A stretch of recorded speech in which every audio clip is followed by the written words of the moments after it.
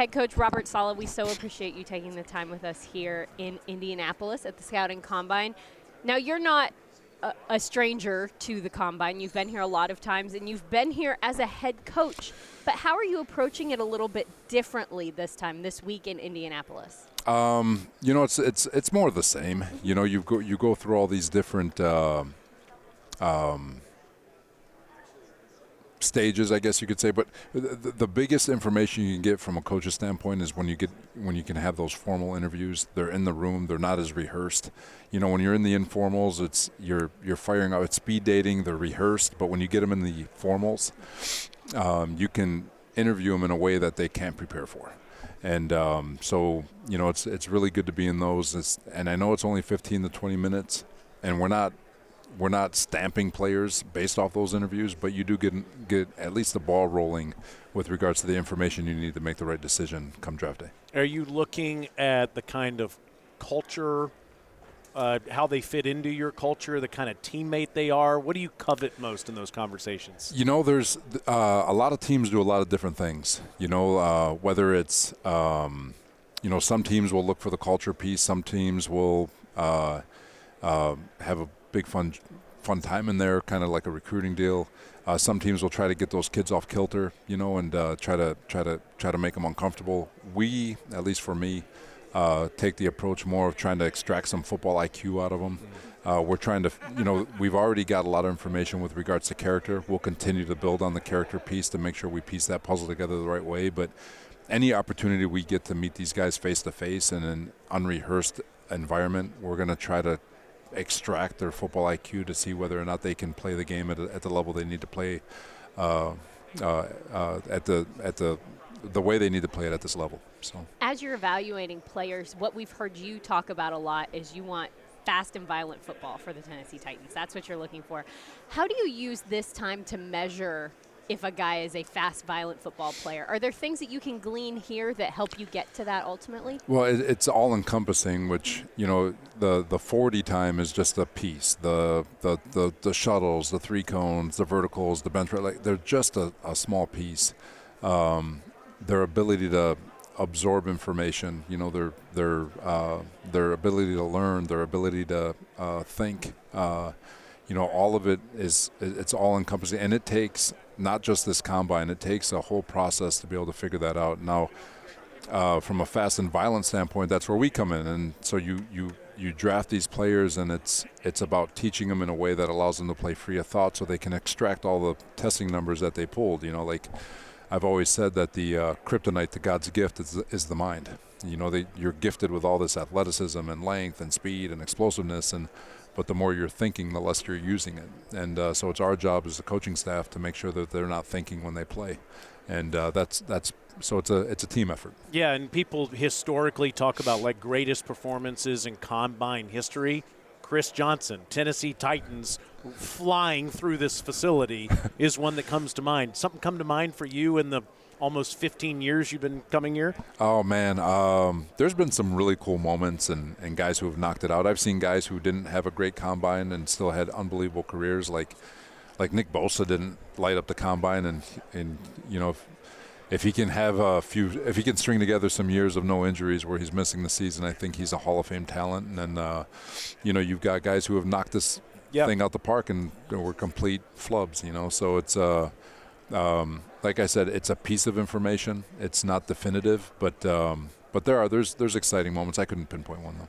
The coaching aspect of it all, that piece is really interesting to me because you've assembled a staff that has a tremendous amount of experience, a bunch of former head coaches on this staff. Does that change the way that you make decisions, the way that you design what you're going to do with the regular season, with the off season, because you have so much experience? I mean, nothing's going to surprise your staff. No, it doesn't change the way we operate, but it does give you comfort, I guess you could say. And it's not fake experience. I'm so excited about this staff. I don't think people realize the amount of competition that we had for our guys. There was 18 OC job openings, a bunch of D coordinator job openings for Gus Bradley to join us with offers at different locations for more money and play calling ability, but to be here because he knows we're going to build something special. Dayball had a lot of offers as a coordinator at multiple spots, and for him to choose us, for him to choose Cam speaks volumes about the quarterback and our organization. And then Bones had a lot of requests, even though he was under contract. He could have easily walked in my office and thrown a bottle of water in my face and got out, like could have done whatever he wanted if he really wanted to, but he wants to be here, and he knows that we're going to do something special. And so we are an experienced staff. We do have a good mixture of young guys, and it's refreshing from my end. Like I can lean into Dayball, who's been a head coach, and Gus, who's been a head coach, and even Bones being an interim head coach and being part of being in this league for so long. So an elite staff in that regard. And just one more thing just to brag about the staff, but it's not fake experience either. Like these guys have had been in multiple buildings, have had success in multiple buildings, and have evolved their systems. They're not playing an archaic brand of ball that they first started on. They've all evolved and have kind of kept up with the times, which gives me confidence that we're going to continue to grow and evolve. Yeah, I mean, you look at each of them individually, they're truly the best at what they do, you included. I mean, you look at them and see what they've done throughout their time in the National Football League, and they've had tremendous success. You can also say that about the front office too, Coach. Yep. With Mike Borgonzi, with Dave Ziegler, with Reg McKenzie, with Chad Brinker.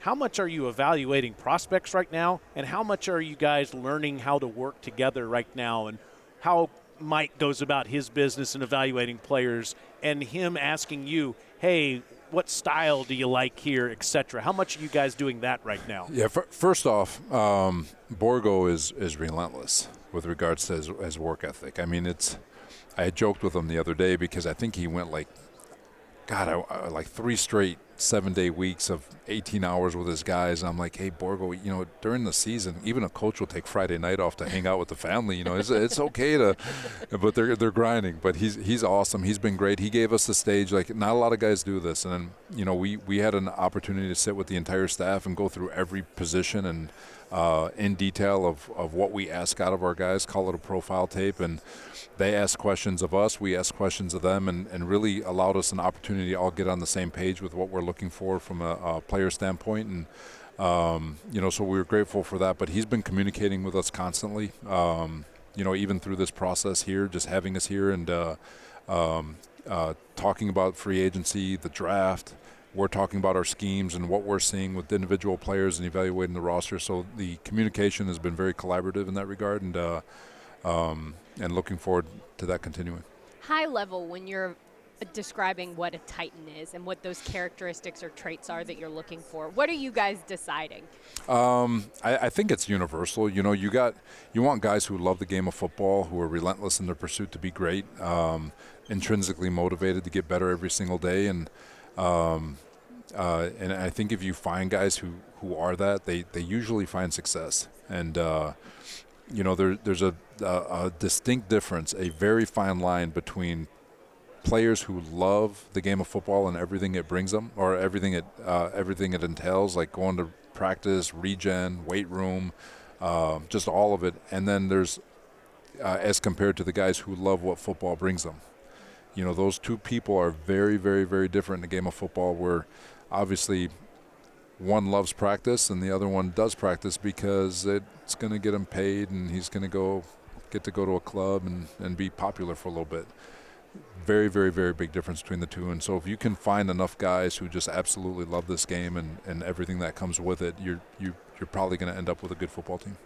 Finally, this feels like the beginning of something special right now with the Tennessee Titans. I know you can sense that as well. In order for that to remain to be true, how important is it to stack another really good draft class this year? It's not just a draft class. It's a free agency class. It's every day stacking great days. I've said it before, go to bed better than when you woke up. That includes with what we're doing with the organization in every facet. And anytime there's an opportunity to bring a player in, it's the most important. Every player is the most important player. If Ken Norton Jr. taught me a long time ago that it's our job to fight like hell to keep our players in and to give all our players all the love they need and attention they need to get better. And when the organization decides to bring in another one, it's our job to love and do everything we can for that player to make him better. So to answer your question, every player that comes in is at that moment the most important piece in terms of trying to always get better and evolve or help our team get to where it wants to get to. So stacking days, stacking free agency, stacking the draft, OTAs, phase 1, 2, 3, training camp, preseason games, they all matter. Coach Saleh, we know you have a lot of work to do here in Indy. Thank you so much for No, taking appreciate some you time guys. with us. 1% better every day. Every day. Maybe a different story for Robert and Taylor on the golf course, but definitely on the football field. 1% better. Oh, I'll take 1% on the golf course. Yeah, me too. Thanks, guys. Thank you. We are now joined by Titans General Manager Mike Borgonzi. Mike, thanks for taking the time to be with us. We know you've got a lot going on here. Second combine as a general manager of an NFL team. What's different about this time for you? You know, this time for me is you have more familiarity with the staff, right? You know, last year when you get hired, you're still trying to figure out your staff, and going through the draft meetings is completely different that first time around. To now everybody's used to the grading scale and the system, and then you kind of hit the ground running once you get to the combine because you know exactly how we're operating. And I still think there was some of that last year where you're still trying to teach some of that as we go. Before the draft, but now everybody's on the same page, which is a huge part. And now we have a new staff here, coaching staff, and that's been great too. And working with Coach Saleh and his staff, and just going through. We went through a couple of days of just building like positional profile tapes of these players, which I think was awesome. So saying all that, once you get to the combine, you feel more prepared at this point. Coach Saleh was talking about how much he enjoyed going through that process with you of building the profile of each position and how helpful it was for you to go through that exercise with him. Does that process change your process of going through the draft at all, knowing the way that Coach Saleh likes to coach his team? Oh, absolutely. I think so, yeah, especially when you're going through a scheme change. Where they're more an even front, we were an odd front last year. So a lot of the evaluation we were doing in the fall, take for instance an outside linebacker, a 34 outside linebacker. Now that we have to convert into this defense, are they a rush end now? Or are they just a DPR? So it's really just trying to figure out the front, those guys first, but hearing it firsthand from the coaches and them actually having to build tapes, profile tapes. And we did it right before our college meeting. So all the college scouts were in there before we started the meetings. I think was great because it was so fresh in their minds as we were about to talk about these players. So you really have something that's a reference point where you can say, hey, we like this guy. He's got this, and this, and he fits the mold, or he's a good player, but he's not what we need. Is that the idea? I think that's a big part of it. You have to have the same vision for the player, and I think there's certain traits and qualities for these players at different positions. For example, the linebacker position, it's length and speed. So that's what we're looking for now, length and speed. So having those conversations on the front end is very important. I love having you on with us for a lot of reasons. I also love having you on for the question you're about to have to answer instead of Amy and Taylor having to answer this question. Do you go into a draft saying, we've got to get a pass rusher, we've got to get a cornerback, we've got to get a receiver? Or do you go into the draft, Mike, and say, we need to stockpile players? And maybe you have a quarterback, but maybe aside from that, we're just going to get the best player we can possibly get, no matter what the position is when it's our turn to pick. I think at the end of each season, you're always evaluating the strengths and weaknesses of your team. And you evaluate needs, the weaknesses, and where you have to fill. And once you go through free agency, you build a free agent. It's almost just like a draft board. And you have your free agent board, and then your first phase of the draft board, which we just went over with the college scouts. And then you can put them side by side and look. And if you need players, is there a certain amount is there a lesser quantity in the draft, and maybe at this certain position, maybe you can fill it in free agency. So those are the conversations we're having. But I think we always want to have discipline in our process, what we do. And, we're a team that still wants to build through the draft, draft and develop and have young guys build the culture of the locker room. That's how you build a team. Yeah, certainly, when you fill in those, you have to be cognizant of the needs, of course. But you never want to force a player in the draft just because you need a player. You want to stay disciplined and take, what's the best value on the board at that time. So in 2025, had a great draft, got a lot of production out of a lot of really young players. Building on that going into the 26th season, are you hoping to bring in a bunch more players that will have that same level of productivity early? Or do you feel like now you're building a bit of a foundation and guys can really come in and develop and then contribute more? I think that it always it depends on the position who you draft, right? Right. And as you build that foundation, and then sometimes it's harder to get younger players on the field at that point. But usually that takes a few years of drafting. So we're going to bring in the same type of players, though. We're never going to waver on that in terms of the character and the football and the personal character, the way they work. And I think this class exemplified that, and we wanted to, create the standard for what we're looking for here. Yeah, and, look, Kevin Winston, Femi Oladejo, and then all those guys that caught balls for you that you drafted later on in the draft with DK, Helm, and Io Manor, to Amy's point, really made an impact. As you look at this draft into day 2 and into day 3, do you see guys that could make the kind of impact that those guys did last season? I do, yeah. I do.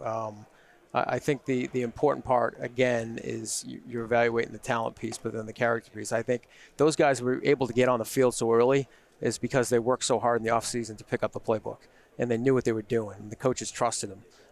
So I do think, looking at this draft here, there's certainly those type of players as well.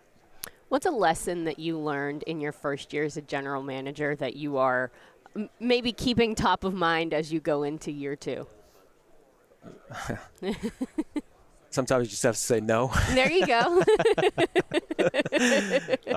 You get so many requested sometimes, whatever it is. You just don't have enough time in the day, and you have to prioritize what's really important. Yeah. So. That's very important key to life, by the way. Yeah. Not just being That's a good general everywhere. manager. I'm fascinated by this, going through this process and seeing all this, the way that every team does it differently. There are teams that aren't here. Yeah. There are teams that have brought everybody here. Yeah. There are teams that use a different kind of service than another team uses. Some teams are all about medicals and measurables. Some teams are got the stopwatch out. How important is the combine to you, Mike, traditionally and in present day? I think it's crucial. The combine was started obviously for the medical part, right, and then it expanded on to the workouts and interviews. But for us, obviously the medical is the most important thing, and I think it's very important. I think to sit down with these players. This is really the first touch point for all of us, especially the coaches, for sure. To sit down with them, whether it's formal interviews, it's 20 minutes. You can still get a lot out of those in 20 minutes. Because we get right into the football talk, and you can get a sense of their football intelligence and how they talk through and personality. And then you have the informals, which can be longer with the coaches, just the coaches. So I think it's invaluable. And everybody has their different philosophies, and it works for them. I just know what's worked for us in the past, and the group of guys that I have. I think it's very important to meet these guys here. Listening to you talk to the media, one of the things that you mentioned is that you're looking for guys who are fast processors. How do you evaluate that? How do you measure how quickly someone can process information? Sometimes it takes, for instance, like a safety. The safety position usually takes the longest because they're processing so much information from the back end, right? But the more tape that you watch on a player, it's their instinctual feel. How do they process things? It's a quarterback. How do they read coverages and see receivers come open? If it's a linebacker, when there's so much movement going around the line of scrimmage, how can they decipher, where the ball carrier is at that point? It's a corner. They're trying to mirror match. There are tools that teams use, and there's cognitive tools and that tests that they use that can help you sometimes. But usually it's a lot of film work really to see how they really process in the game. And another part of bringing them here, doing the interviews, is you can talk through them with them in certain instances and things you see on film. These coaches will make 20-play cut-ups, and they'll ask, what do you see here? Why are you making this decision? So that comes back to the processing part. And I think that's a way to drill down on it. And the first part of it is here. Since you brought up safety, it made me think of something. Last year, it felt sort of like Cedric Gray was having a rookie season. I mean, he only played in a couple of games in 2024, and he was fantastic, obviously, as a tackling machine. And it feels like Kevin Winston and Femi Oladejo almost are like rookies going into 2026 because we saw them in a limited capacity due to health. Yep. But when we did see them, Mike, they really showcased their talent. Do you almost feel like you have a couple extra rookies going into 2026? Yeah, I think it was valuable for them to play. Obviously, the first year, the time they did, and they've gone through some injuries. But yeah, I do think you can hit the ground running. And so next step, an example of that is Sed. I think when I first got here, you're evaluating the whole roster, and I think Sed played that one game in Indianapolis. He had 18 tackles or something like that. I mean, he was all over the field, and said, this guy's pretty instinctive. He's a good player, and he was able to take that jump this year. So I do see some of that with Femi and Kevin, and it was good for them to get some experience this year. But now second year, boom, hit the ground running. As we're here at the Combine, not only are people getting ready for the upcoming draft, but there's also some free agency things starting to swirl. This is the time of year where all of that kicks off. Balancing the two and doing the two almost simultaneously feels like an incredible amount of just things that you have to do. But is that a little bit helpful because of how intertwined the two are? Certainly, yeah. Obviously free agency comes before the draft. So just going back to, once we have those two boards up and you're trying to figure out where you can fill some of those needs and where some of the value is, whether it's in the draft at the position or free agency, is part of it. And we'll have that negotiation window here in a couple of weeks that we can finally talk with some of the agents and go through that whole process. Yeah. My last thing for you, Mike, is you are talking with us at the end of last season. You said this in the press conference. You needed somebody that was going to unite the entire building.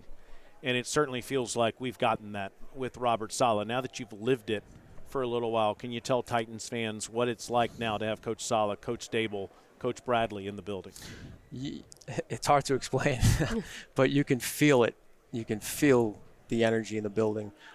You can feel their leadership in the building. And then I'm so excited for these players to get in the offseason, for them to feel it too, because I remember going through some of the previous stops when you have that type of staff in. When Coach Saleh came in, you can just feel his command, whether it was in the staff meeting or it's going over these positional profile tapes with us. There's a vision, there's a plan, it's organized, it's detailed, and I just can't wait for the players to come in. Mike Borgonzi, thank you so much for the time. We know you have a lot of work to do, so we'll let you get back to it. Thank you, Amy. Thanks, Mike. Yeah, thanks.